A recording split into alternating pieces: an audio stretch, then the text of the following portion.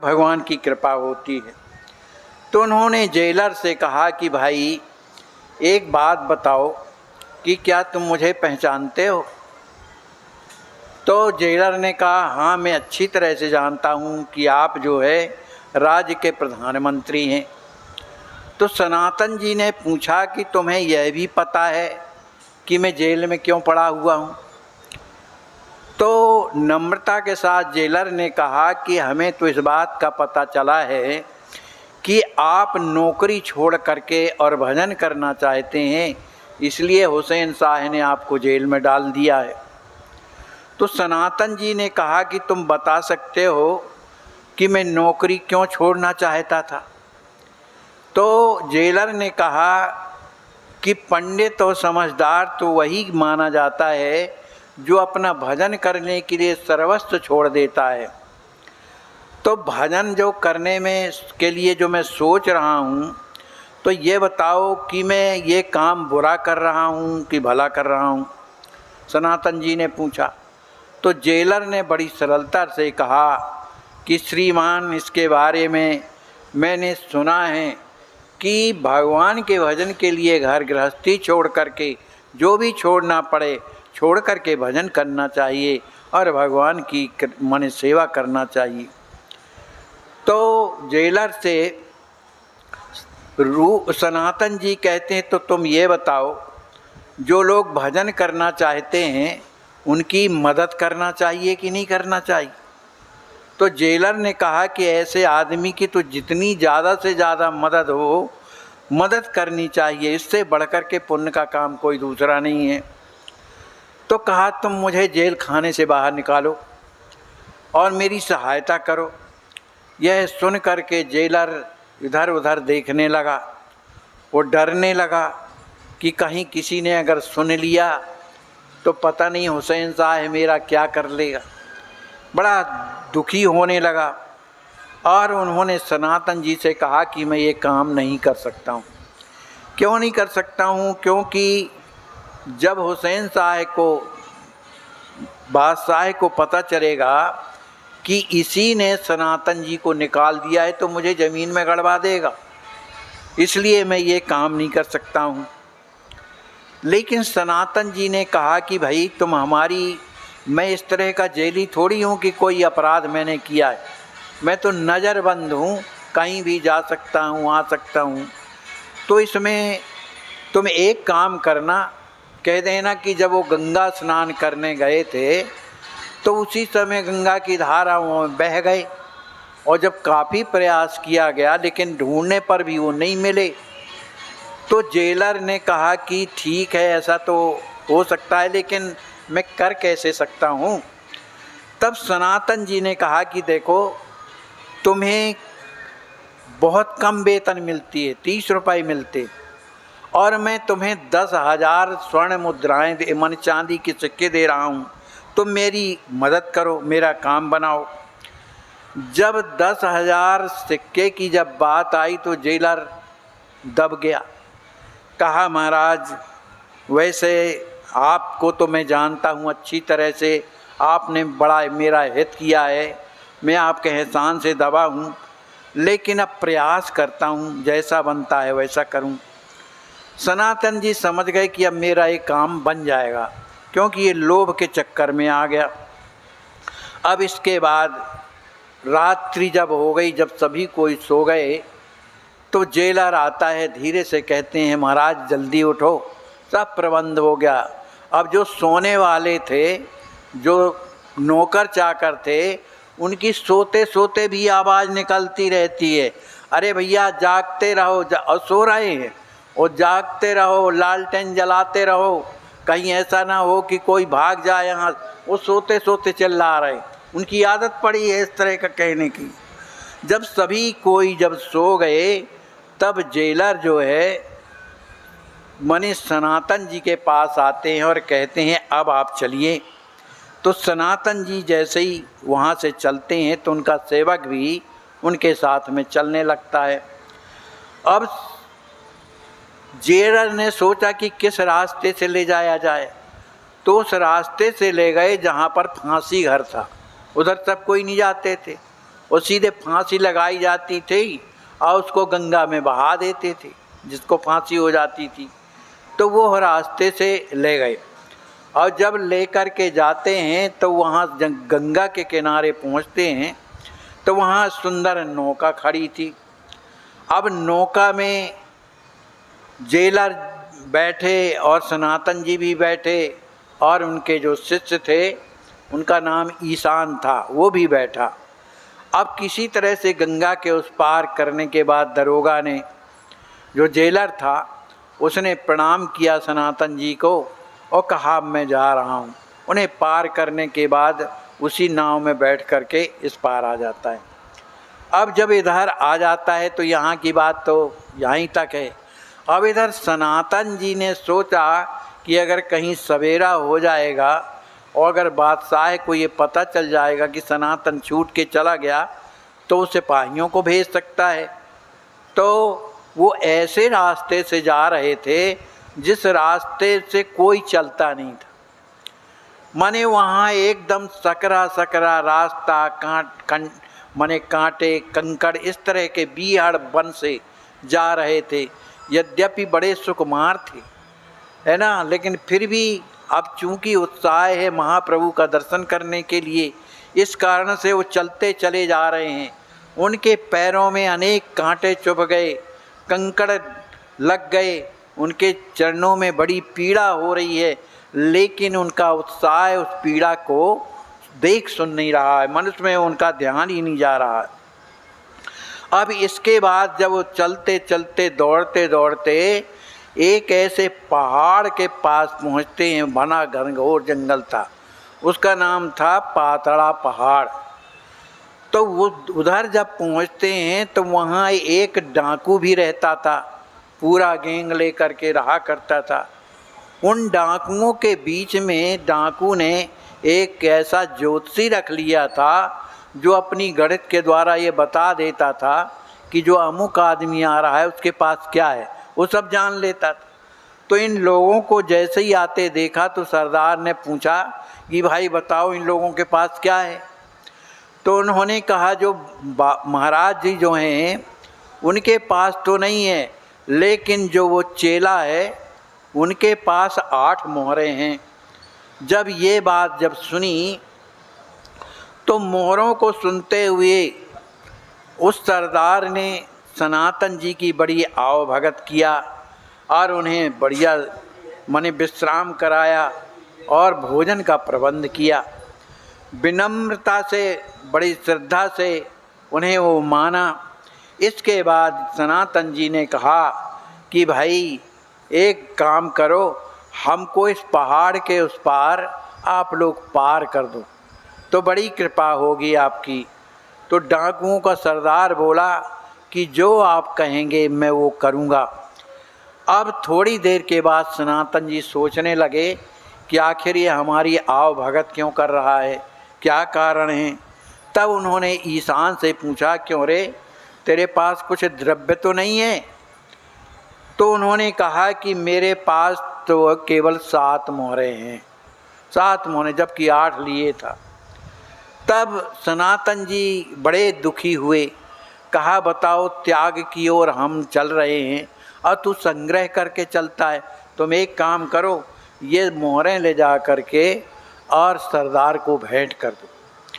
तो ले जा करके जैसे ही सरदार को देने लगे और कहने लगे कि हमारे स्वामी ने ये आपको मोहरें दिया है, आप उसे स्वीकार करो। सरदार बोला क्यों रे, 8 मोहरों में 7 दे रहा है, अभी 1 छुपा रहा है। लेकिन कुछ नहीं बोले। जब नहीं ले रहे थे कहा भैया तुम स्वामी भक्त हो, तुम्हारा स्वामी भी बड़ा ईमानदार है, इसलिए हम ये मोहरें नहीं चाहते हैं, तुम अपने पास रखो।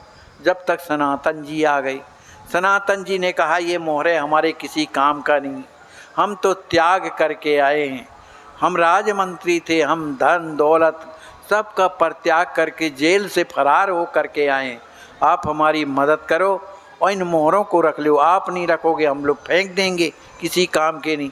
तब सरदार ने उन मोहरों को ले लिया। इसके बाद सरदार ने 4 लोगों को सनातन जी के साथ भेज दिया।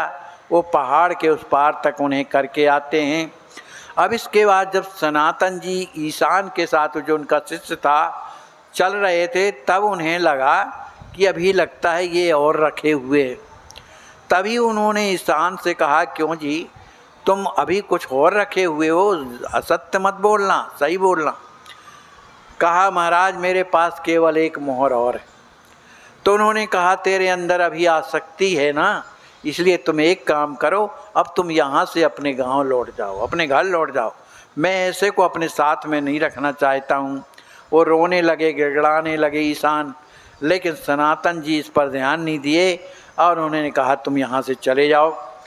इसके बाद सनातन जी अकेले हो गए और वहाँ से चलते चलते पहाड़ से और एक ऐसे शहर में पहुँचते हैं जिस शहर का नाम था हाजीपुर।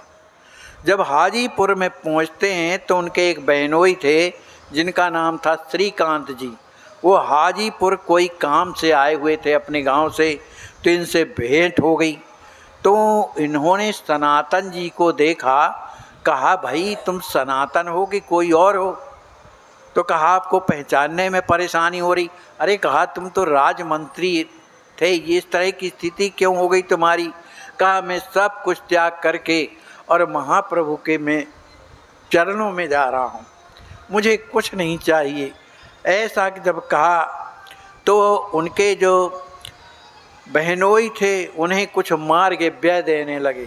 उन्होंने कुछ नहीं लिया, लेकिन उन्होंने बड़ी आग्रह करके एक भूटानी कंबल उन्हें दे दिया। वे कंबल नहीं लेना चाहते थे, लेकिन ज़बरदस्ती अपने बहनोई का मन रखने के लिए उन्होंने भूटानी कंबल ले लिया और उस कंबल को लेकर के और वहाँ से वे सीधे आते हैं काशी। जब काशी आते हैं तो काशी में पता चला चंद्रशेखर जी को कि सनातन जी आ रहे हैं। तो सोचने लगे कि चंद्रशेखर जी को ये पता लग गया था, महाप्रभु ने बताया कि सनातन जी आ रहे हैं। तो ये चंद्रशेखर के यहाँ माने महाप्रभु रुके हुए थे, वो वैष्णव सेवा करते थे। अब लेकिन जब सनातन जी जब उन्हीं माने चंद्रशेखर जी के यहाँ, ये वैद्य थे, अच्छी वैद्य थे, राज वैद्य थे, इनके यहाँ जब रुके हुए थे महाप्रभु, तो उन्होंने कहा, देखो बाहर कोई एक भक्त बैठे हुए हैं, बुला करके लाओ। तो चंद्रशेखर जब नीचे आते हैं तो देखते हैं वहाँ कोई नहीं है, एक मुसलमान बैठा हुआ। लौट करके जाते हैं, कहा, महाप्रभु वहाँ कोई नहीं है, केवल एक मुसलमान है। अरे कहा, वो मुसलमान नहीं है, वही परम भक्त हैं, उन्हीं को बुला करके लाओ। अब आते हैं, बड़े हैरान होते हैं कि बताओ, ये तो मुसलमानों जैसे वेशभूषा है और इनको भक्त कहते हैं, लेकिन होंगे, प्रभु कहते हैं तो होंगे ही। सनातन जी को लेकर चंद्रशेखर अंदर आते हैं और जैसे ही महाप्रभु का दर्शन श्री सनातन जी ने किया, उनके चरणों में पड़ गए और फूट फूट करके रोने लगे। महाप्रभु से यह देखा नहीं गया, उठ करके खड़े होते हैं और सनातन जी को अपने हृदय से लगाते हैं, बार बार उनका सिर सूंघते हैं। अब इसके बाद कुछ देर के बाद सनातन जी वहीं बैठ जाते हैं। बैठने के बाद महाप्रभु कहते हैं कि भैया तुम तो कारागार में थे, कैसे कैसे तुम्हारा निकलना हुआ।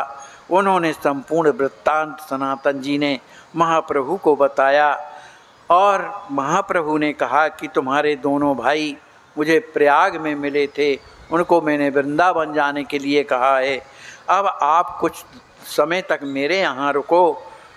और ऐसी जब आज्ञा मिली तो सनातन चुपचाप नीचे को निगाह किए हुए और बैठ जाते हैं। अब इसके का जो चरित्र है आज का जो हम आप लोग श्रवण करें। महाप्रभु में एक खासियत थी कि वो भक्तों के हृदय की बात को जानते थे। वो पढ़ लेते थे कि ये किस तरह का भक्त है, ये सकामी है कि निष्कामी है, ये इसके जीवन में वैराग है, त्याग है कि नहीं है, कि संग्रह वृत्ति है, ये अच्छी तरह से जानते थे। अब चूँकि उपदेश भी उसे उसी प्रकार का देते थे, जो माने प्रबल वैराग्य के जो भक्त आते थे, प्रभु उन्हें वैराग्य की बात करते थे। लेकिन जिनके जीवन में कुछ संस्कार में अगर संसार रहता था तो उन्हें घर में रह करके ही भजन करने की प्रेरणा देते थे कि घर में रह करके, अपने बाल बच्चों में रह करके और भजन करो, भगवान उसमें भी कृपा करते हैं। इस तरह का उपदेश देते थे। लेकिन सनातन जी उस कोटि के तो थे नहीं, वो तो सब कुछ त्याग करके महाप्रभु की सेवा में आए हुए थे।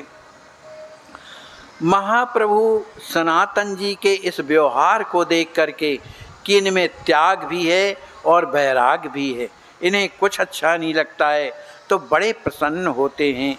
सचमुच ये जो दो भाई थे रूप और अनूप, वो तो चले गए, वृंदावन में रहने लगे, भगवान का भजन करने लगे। लेकिन वो एक प्रकार के कुछ ना कुछ आसक्ति थी, तभी तो वो धन लेकर के गरीबों को बांटा या कुछ भी किया, कुछ रख दिया, पर कुछ आसक्ति तो थी। लेकिन जिनमें कोई आसक्ति ही नहीं है वो धन की ओर दौड़ते ही नहीं। तो सनातन जी उनसे आगे थे क्योंकि वैराग्य उनके जीवन में था। इस बात को ध्यान में रखते हुए महाचैतन्य प्रभु बड़े प्रसन्न होते थे, क्योंकि वो स्वयं वैरागी थे, अपने जैसे वो दूसरों को बनाना चाहते थे। सनातन जी का एक नियम था कि जिस वृक्ष के नीचे एक दिन बैठ जाते थे, दूसरे दिन उस पेड़ के नीचे नहीं बैठते थे, फिर दूसरे दिन दूसरे वृक्ष के नीचे बैठते थे, फिर तीसरे दिन तीसरे वृक्ष के नीचे बैठते थे और भोजन के लिए कुछ मधुकरी मांग करके लाते थे और किसी तरह से टुकड़े करके जल पी पी करके उसे नीचे गले के उतार लेते थे। कुछ बचता था तो उसे पृथ्वी में गाड़ देते थे और दूसरे दिन उसको निकाल करके और धो करके और जल के साथ पान कर लेते थे। इस तरह का उनका जीवन त्याग में था। अब उनके जीवन में कुछ नहीं था, केवल गुदड़ी रहती थी और वो दिया हुआ जो भूटानी कंबल था वो था, और एक मिट्टी का करवा रखते थे जिसमें टोंटी लगी रहती थी जिससे पानी सरलता से निकलता रहे। इनके वैराग को देख करके महाचैतन्य प्रभु बड़े प्रसन्न होते हैं। लेकिन जिस घर में महाचैतन्य प्रभु ठहरे हुए थे, माने बैद्यराज जी के चंद्रशेखर के यहाँ, वो बार बार चंद्रशेखर सनातन जी की ओर देखते थे कि इस मुसलमान से और महाराज इतना प्रेम क्यों करते हैं।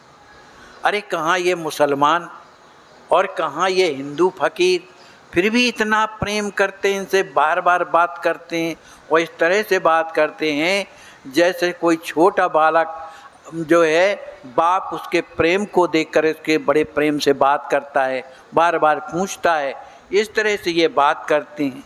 गौरांग महाप्रभु ने चंद्रशेखर के हृदय की ये चलती ही बात को पहचान लिया और उन्होंने कहा कि ये जिसके लिए तुम मुसलमान कह रहे हो, ये मुसलमान नहीं है, है ना, ये तो परम वैष्णव हैं, इन्होंने सब कुछ त्याग दिया। हुसैन शाह के यहाँ ये राजमंत्री थे और ये सब राजमंत्री के पद को त्याग करके अरे बेचारे कारागार में बंद रहे और कारागार में बंद होने के बावजूद भी इनके जीवन में कितना त्याग है, कितना वैराग है और मेरे दर्शन के लिए यहाँ आए हुए हैं। जब इस बात को महाचैतन्य प्रभु के मुख से श्री मन चंद्रशेखर जी ने सुना तब वे सनातन जी के चरणों में गिर गए। अब सनातन जी भी चंद्रशेखर जी के चरणों को पकड़ते हैं, चंद्रशेखर उनके चरणों को पकड़ते हैं, दोनों प्रेमी हैं, दोनों का प्रेम बह रहा है, दूसरे एक लोगों को एक दूसरे को हृदय से लगाते हैं। इस स्थिति को देख करके महाचैतन्य प्रभु बड़े प्रसन्न होते हैं। कुछ दिनों के बाद, कुछ मन समय के बाद जब दोनों मने अच्छे मने वो हो गए, हृदय उनका बाहर निकल आया, तब वो मिल करके और दूसरे बैठने लगे। उसी समय पर एक तपन मिश्र थे जो महाचैतन्य प्रभु का निमंत्रण करने के लिए आए थे। तो अब चूंकि सनातन जी तो चंद्रशेखर के यहाँ रुके हैं और चंद्रशेखर जी के यहाँ महाचैतन्य प्रभु रुके, तो चंद्रशेखर जी से कहा कि देखो ये सनातन जी जो हैं इनको ले जा कर के गंगा स्नान करवाओ, और गंगा स्नान करवाने के बाद इनका छोर कर्म करा दो वहाँ पर, और शुद्ध वैष्णव बना करके यहाँ लाओ। तो चंद्रशेखर जी जाते हैं, सनातन जी को गंगा स्नान करवाते हैं, उनका छोर कर्म करवाते हैं। छोर कर्म करवाने के बाद सुंदर अब वस्त्र जब पहनने के लिए देते हैं तो सनातन जी ने मना कर दिया कि मुझे कोई वस्त्र नहीं चाहिए, मेरे पास तो ये जो मैं ओढ़े हुए हूँ यही मेरा वस्त्र है। फटा पुराना जो चिथड़े पड़े रहते थे उसी को सनातन जी पहन लेते थे, कभी खरीदते नहीं थे, अच्छी चीज़ कभी धारण नहीं करते थे, क्योंकि शरीर में आसक्ति हो जाती है। जब हम अच्छे कपड़े पहनते हैं तो लगता है कि हमें कोई देखता है कि नहीं, वो बार बार उसका मन कपड़ों में जाता है, आखिर शरीर में आसक्ति हो जाती है। इस कारण से वो फटे चिथड़े कपड़े पहना करते थे। लाख प्रयत्न करने के बाद भी चंद्रशेखर के उन्होंने एक भी कपड़ा धारण नहीं किया। महाचैतन्य प्रभु इस स्थिति को देख करके बड़े प्रसन्न होते हैं कि चलो इनके हृदय में तीव्र वैराग्य। इसके बाद थोड़ी देर के बाद तपन मिश्र आते हैं जो माने गौरांग महाप्रभु का निमंत्रण किए थे। तो उन्होंने प्रार्थना की कि प्रभु घर पधारा जाए। तो महाप्रभु ने कहा देखो भाई अब हमारा परिवार बढ़ता जा रहा है, इसलिए अब परिवार बढ़ता जा रहा है तो भोजन भी बढ़ेगा। तो तपन मिश्र चूँकि श्रद्धा भक्ति वाले थे, ज्ञानी थे, विद्वान थे, सत्संगी थे, उन्होंने कहा प्रभु पूरा संसार तो आपका परिवार है, कौन ऐसा है जो आपका परिवार ना हो। मैं तो आपका सेवक हूँ, मैं जो कुटिया में जो घर में जो कुछ भी है उसके स्वामी तो आप हैं, मैं तो आपका सेवक हूँ, आप तो जो मुझे आज्ञा करेंगे मैं तो सेवा करूँगा। स्वामी का क्या, सेवक का क्या अधिकार स्वामी के धन में, जैसा स्वामी कहेगा उस तरह का मैं करूँगा। इस बात को सुनकर के महाचैतन्य प्रभु बड़े प्रसन्न होते हैं।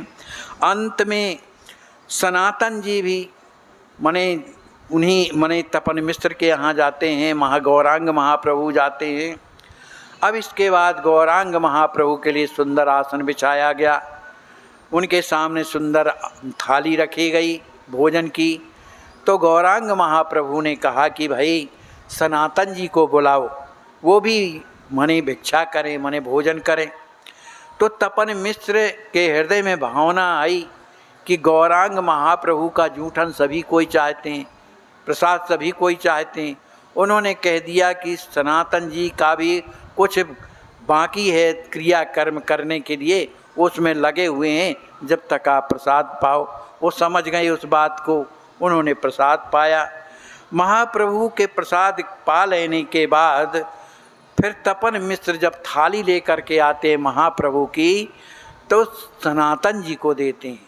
और जैसे ही सनातन जी ने जब अधरामृत पाया, सुंदर प्रसाद महाप्रभु का जब पाते हैं, उनके हृदय में इतनी प्रसन्नता हुई, इतनी प्रसन्नता हुई कि उन्हें लगा कि मेरे हृदय से संसार बिल्कुल भाग गया है और भगवान की कृपा समा गई। इस तरह से उनका हृदय पुलकित हो गया, बड़े प्रसन्न हो रहे हैं। सनातन जी के पा लेने के बाद तपन मिश्र ने प्रसाद पाया। प्रसाद पाने के बाद तपन मिश्र ने देखा कि इनके पास कपड़े नहीं, तो उन्होंने हाथ जोड़ करके सनातन जी से कहा कि आप कृपा करके, आपके पास कुछ पहनने के लिए नहीं है, इसलिए 2 वस्त्र ले लीजिए, एक नीचे पहनने के लिए, दूसरा ओढ़ने के लिए। लेकिन सनातन जी ने साफ मना कर दिया, देखो मेरे इस प्रतिज्ञा में आप लोग व्यवधान मत करें, मैंने ये सब छोड़ दिया है, मुझे किसी वस्तु की आवश्यकता नहीं। अगर आप दुखी ना हो तो मेरी एक विनती सुनिए कि आपने जो वस्त्र पहने हों, धोती फटी पुरानी पड़ी हो, उसी को आप दे दीजिए, मुझे उसी में प्रसन्नता होगी। आखिर तपन मिश्र ने एक फटी पुरानी जो धोती थी उसको ला करके जैसे ही देते हैं तो सनातन जी ने उसके 2 टुकड़े कर लिया, एक ऊपर के ओढ़ने के लिए, नीचे लंगोटी लगाने के लिए। इस तरह का उनका त्याग में जीवन देख देख करके महाचैतन्य प्रभु बड़े प्रसन्न होते। महाचैतन्य प्रभु उन्हें अनेक प्रकार का उपदेश देते हैं त्याग और वैराग्य का। वे मधुकरी मांग कर के केवल उदर पूर्ति करते थे, स्वाद के लिए नहीं, उदर पूर्ति करते थे। इनके वैराग को देख देख करके चैतन्य महाप्रभु बड़े संतुष्ट होते हैं। सनातन जी प्रभु के चरणों में बार बार प्रणाम करते हैं, प्रार्थना करते हैं। एक दिन की बात है कि महाचैतन्य प्रभु चंद्रशेखर के यहाँ बैठे सत्संग कर रहे थे। काफ़ी लोग आ ही जाते थे, कीर्तन होता था, सत्संग होता था। उस समय महाप्रभु की दृष्टि बार बार सनातन जी के जो कम्बल जो ओढ़े हुए थे भूटानी, उनकी ओर जा रही थी। उनको देख करके और कुछ बोले नहीं, लेकिन सनातन जी समझ गए कि महाप्रभु की ये भूटानी कंबल के प्रति भावना क्या है। वो तत्काल वहाँ से उठते हैं और गंगा जी के किनारे आते हैं। तो वहाँ एक साधु की गूदड़ी सूख रही थी, उसमें भी वो फटी पुरानी थी। तो जाकर के सनातन जी ने उन साधु के चरणों में प्रणाम किया और कहा कि प्रभु मेरी मदद करिए, मुझ पर कृपा करिए। वो साधु हाथ जोड़ करके बोला, प्रभु मैं आपकी क्या मदद करूं? कहा ये जो गुदड़ी सूख रही है आपकी, ये आप मुझे दे दीजिए। अरे आप ये गुदड़ी फटी पुरानी लेके क्या करेंगे? कहा नहीं, इससे मेरा बहुत बड़ा काम बनेगा, आपका आशीर्वाद प्राप्त होगा और इसके बदले जो है मुझसे भूटानी कंबल ले लीजिए। उन्होंने कहा ये तो बड़ा महंगा, हम क्या करेंगे इसको लेकर के, हम साधु लोग हैं। कहा नहीं महाराज मेरे ऊपर कृपा करिए। चरणों में पड़ गए। अंत में उस साधु को दया आ गई और उन्होंने वो गुदड़ी फटी पुरानी सनातन जी को दे दिया और उन्होंने बिना मन का वो भूटानी कंबल रख लिया। इसके बाद वो फटी पुरानी गुदड़ी पहने हुए और जा कर के महाप्रभु की सभा में जैसे ही बैठे, महाप्रभु उछल गए प्रेम से कि वाह, जो मैं सोचता था वो पक्का हो गया। अब इसके बाद सनातन जी प्रभु की इस असीम कृपा पर बड़े निहाल हो गए, बार बार प्रभु के चरणों में प्रणाम करते हैं।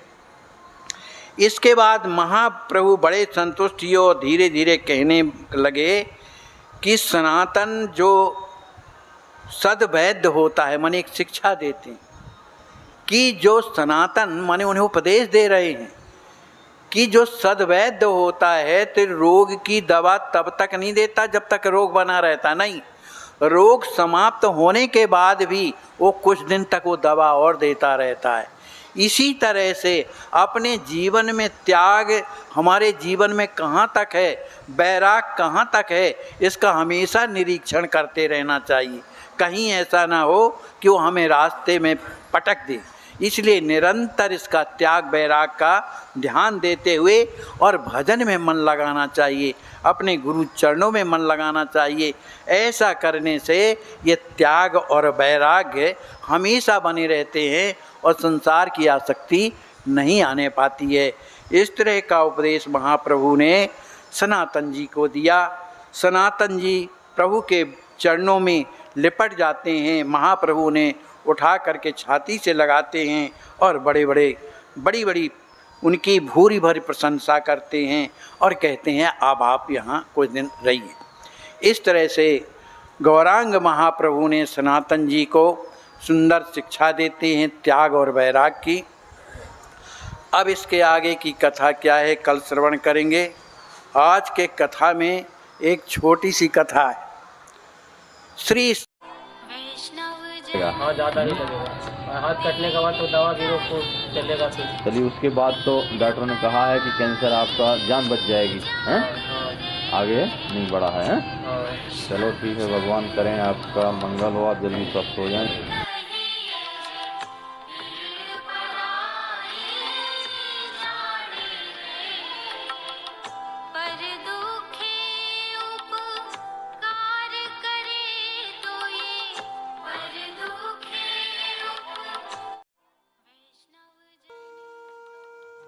कि इसको गहराई से देखें। इसको हृदय से देखें, धरातल पर या नहीं। खूब परीक्षा लेकर इसमें दृढ़ता के साथ कूद पड़िए।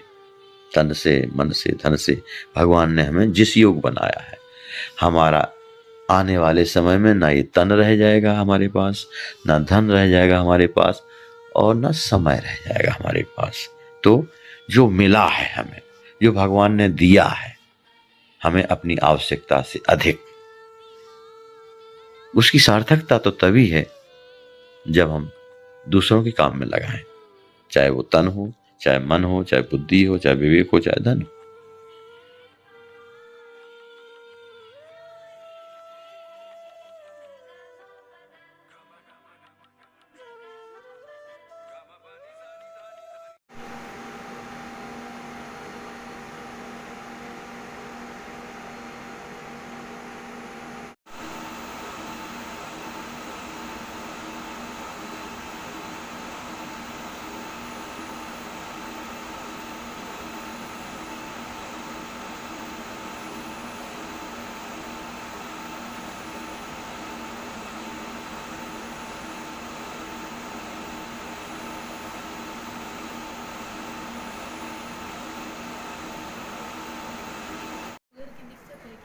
पता नहीं मैम। किसके साथ है? आपके साथ नहीं है?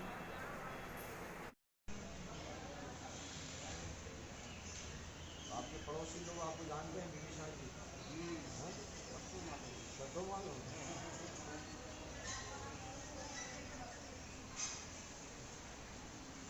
अभी एक खाएंगे कि दो?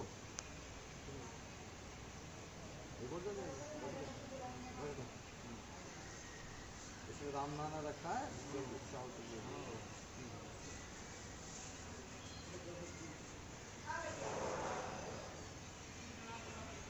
रखे देते हैं। और खीर खाएंगे? ठीक है। दीक्षित जी आपके पास रहते हैं, वो कहाँ है?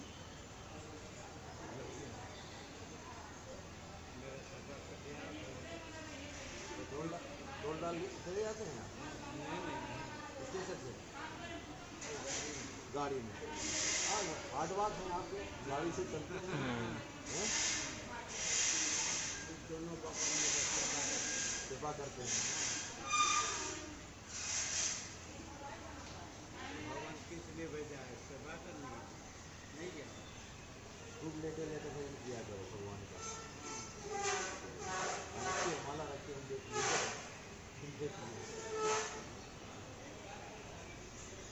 जल्दी ठीक हो जाइए, दौड़ने लगिए। फिर अब लंका नहीं जाना है, अयोध्या में रहिएगा। हाँ ठीक है। आपके पास पानी है? थोड़ा पानी दो सर।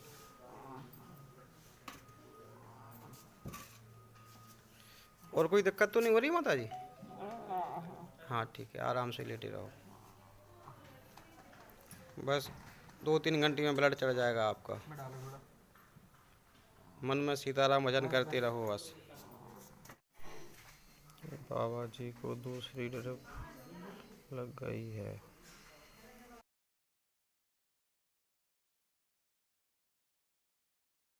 आप यह जो दृश्य देख रहे हैं, ऐसे आज भी हजारों लाचार वृद्ध अस्वस्थ हालात में पड़े हुए तड़पते ईश्वर अल्लाह से मना रहे हैं कि अब मैं जीना नहीं चाहता, सहा नहीं जाता, मुझे ले चलो। आइए, अगर आपके दिल में ऐसों के प्रति दर्द है तो ट्रस्ट के साथ मिलकर अपने अवकाश प्राप्त समय का दान देकर अपनी बौद्धिक योग्यता का, अपने धन का सच्चा सदुपयोग करके इनका दर्द मिटाएं और उस परमपिता परमेश्वर अल्लाह गॉड का प्यार प्राप्त करें। जिंदगी व संपत्ति तो एक दिन हमें छोड़ना ही है, तो क्यों ना हम अपने हाथ से ही उसका इन दुखियों की सेवा में सदुपयोग कर महान पुण्य के भागीदार बने।